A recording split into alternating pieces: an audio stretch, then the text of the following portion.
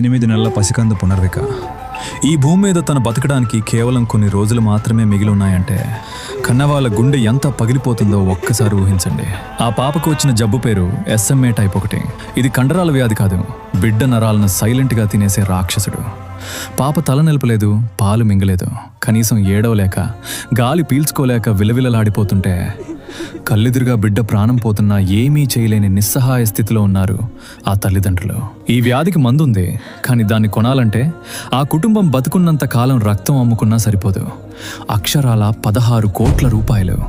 వ్యాధి ముదిరే కొద్దీ ఆ పసికందు బతికే ఛాన్స్ తగ్గిపోతుంది, టైం చేజారిపోతుంది.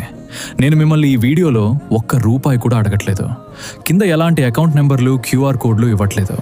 కానీ ఒక అన్నలా ఒక తమ్ముడులా మీకు దండం పెట్టి అడుగుతున్నా, దయచేసి ఈ వీడియోని ఇగ్నోర్ చేయకండి.